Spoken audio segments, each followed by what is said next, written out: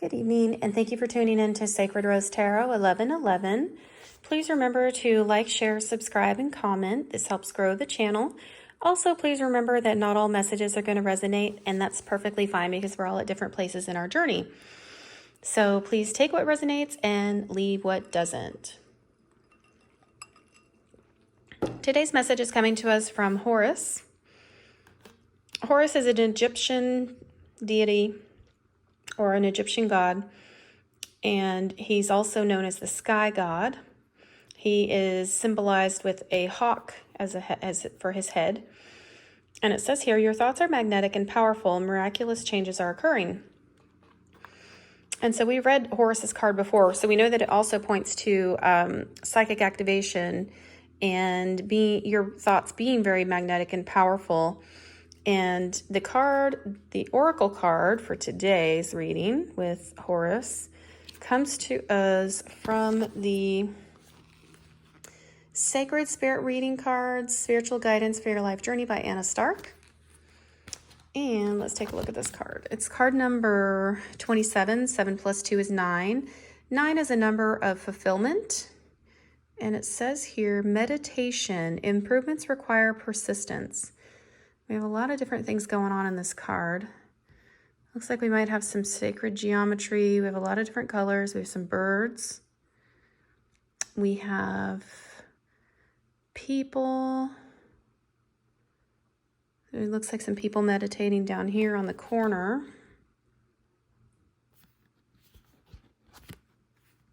All right, let's read it. And there's a lot going on there. Let's read it and see what the message is today. All right, it says here, meditation is an important aspect of spiritual practice. Proven to relieve mental stress, physical pain, and improve a person's outlook on life, meditation is not bound to religion, culture, or spiritual groups. Anyone can practice meditation, and everyone can receive its benefits. That's awesome.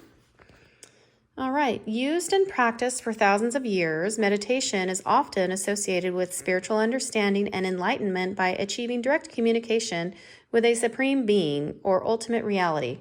For example, the enlightenment that Buddha received underneath the Bodhi tree.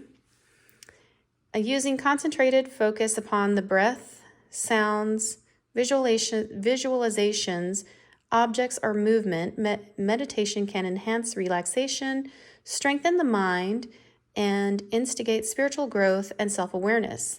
These different meditative practices can be simple in nature or emotionally groundbreaking, dependent upon your needs and intentions for this practice. You may be feeling stressed, anxious, or overwhelmed now. Poor sleep patterns or insomnia are triggered by technology use and require you to detach from the materialism and wants of today. Respiratory issues may arise now. Please see a suitable professional if you require attention. Right now, meditation holds the answer. Focus on your breath. Reconnect back to self, where you will have more time and energy for the areas in your life that have been neglected. A form of meditation is required now for you to feel whole once again. Be aware that your mind reflects your physical world. Is it balanced or imbalanced? Busy or still? Chaotic or calm? Noisy or quiet? Physiological and psychological change is taking place. Use meditation to assist in healing, health, and well-being goals, specifically to set intentions, aid physical recovery, and influence mind mantras. Importantly, now is the time to focus on your personal health and well-being. The shadow aspect of this is chaotic, dismissive, emotional detachment. The sacred crystal is fluorite, and the angel to call upon for assistance is Archangel Cassiel. Serenity, solitude, and temperance. And the affirmation, if you wish to claim this for meditation, says, my mind creates a reflection of my physical world. I am at peace. Okay. There's a lot of information there. And I feel like, meditation can do all of those things. So it's definitely something we need to make time for every day. And our minds, Horus is reminding us, our mind is crazy powerful. I mean, it's insanely powerful. So your thoughts are magnetic and powerful. Miraculous changes are occurring. Make sure that you adapt meditation into your daily practice. It doesn't have to be, if you're, somebody who doesn't want to believe in any sort of higher power, spiritual, any of that, you don't have to. You can simply do it for the health benefits and the stress relief. That's totally fine. Okay. If you are somebody who wants to have that deeper connection with your higher power, it's also helpful for that. So it's very diverse in terms of the benefits that you can get from it, and like why to meditate, like we just read in the card. So that's very beautiful. A lot of really good information. All right, so the first card out is Ten of Pentacles. Ten of Pentacles speaks of longevity, legacy wealth, generational wealth, being able to, leave your inheritance or your fortune for your children, your children's children, for generations to come. It also can signify completion of a journey. But for the most part, it has to do with abundance, wealth, prosperity. And then we have the next card out is the High Priest. The High Priest speaks of spiritual development. It could also be a card of like religion, higher learning, higher education, tradition, and it can speak to marriage as well. I think it's interesting because this is not like what the typical Rider-Waite tarot card looks like with the High Priest, but I really like how these keys are sort of lined up, and it's the sun and the moon. So it sort of looks to me like balancing the light and dark, almost like yin and yang. So perhaps by adopting a new meditative practice, or just really getting consistent with your meditative practices, you can balance out light and dark energy and accelerate your spiritual learning, your higher learning, and it can actually benefit your ascension process. I think that's coming through pretty clearly there. Next out, we have Seven of Swords. Seven of Swords, traditionally speaking, in the Rider-Waite Tarot, is a guy who's like sneaked into the enemy camp and he stole 5 of the 7 swords of the enemy, and he's, sneaking away.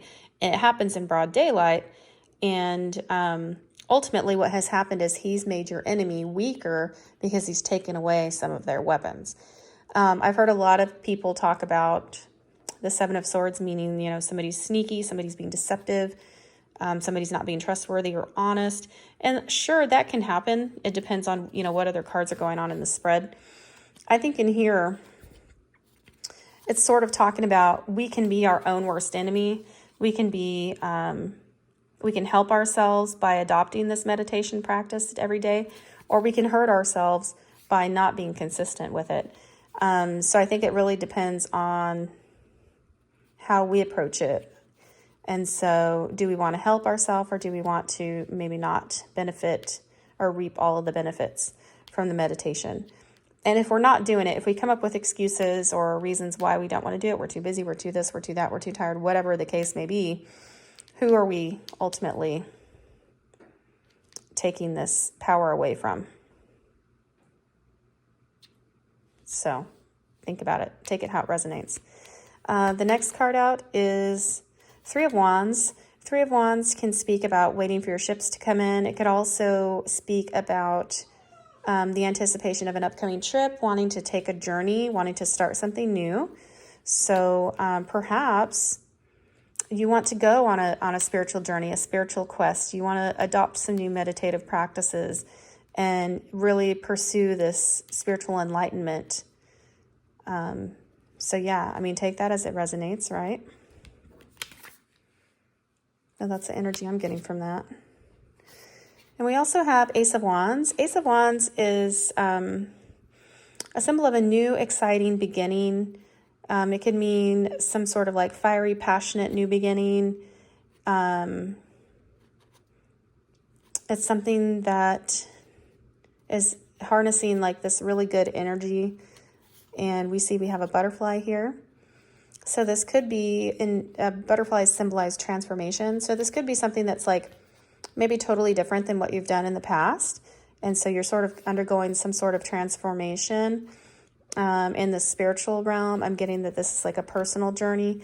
And maybe this whole concept of praying or meditating and incorporating this ascension process to include your higher self or your higher power, whoever you want to pray to. Maybe this is a new concept. Maybe this is something you're kind of like, well, maybe there is somebody out there and I want to kind of connect with them and see what's going on. And maybe you're at this crossroads in your life where you're ready for something new and exciting and you want to, experience some sort of new energy.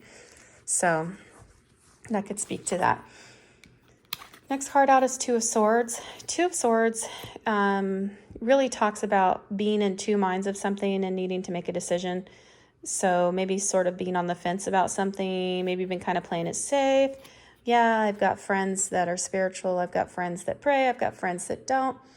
I'm kind of sort of ride the fence, and it's okay. I mean, your friends, they're not going to judge you. Maybe you're curious and you want to try some new things, and that's totally fine, right?